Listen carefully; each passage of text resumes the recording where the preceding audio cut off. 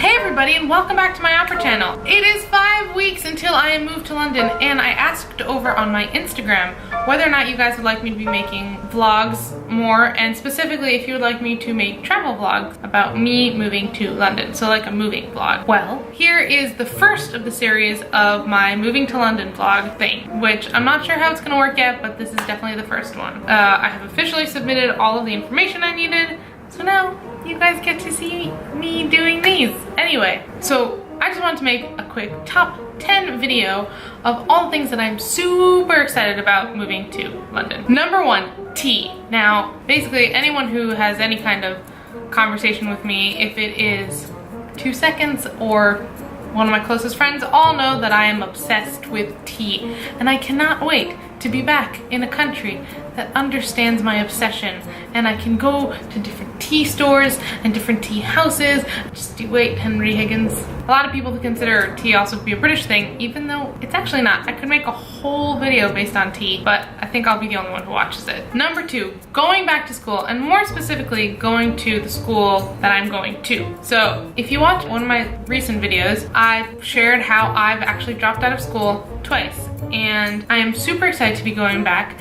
And specifically, I'm super excited because I get to go to the Royal Academy of Music in London, which is a school that I basically dreamt of going to ever since 13. That's when it hit. Number 3, structure. So I am someone who doesn't function very well without structure.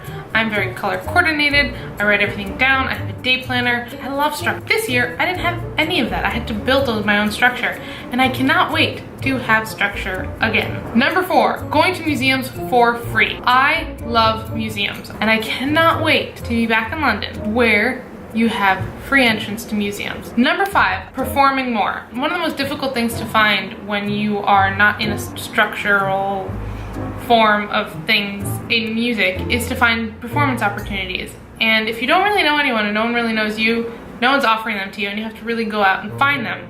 Now, those also can be very difficult because a lot of the times you have to pay just to get into the door. But when you're in a school or when you're in a setting when more people around you are doing what you're doing, you can collaborate more and you can find more opportunities, and you know more people to talk to about different opportunities.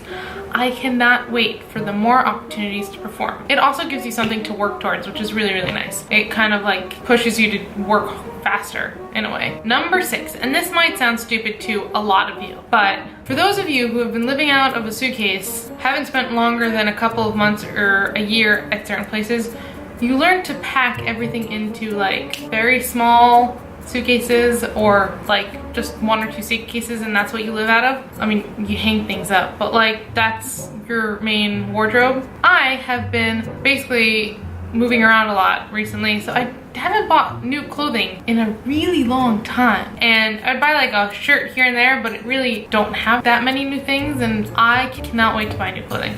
I know that's a stupid one to most of you, but it's just something that I haven't been able to do in a very long time without considering, oh, but I'm moving to another country soon, so I probably shouldn't buy clothing. Number 7, meet more people. Number 8, being on a closer or more similar time zone than my family and friends. So I'm not from New York. I mean, I was born here, but I grew up in Israel, and now I live very far away from my immediate family and from a lot of my friends, and staying in touch can be a little difficult with a 7-hour time difference. But I cannot wait to be only 2 or 1 hours away from all of those people. Number 9, growing a bigger opera community and sharing and creating more.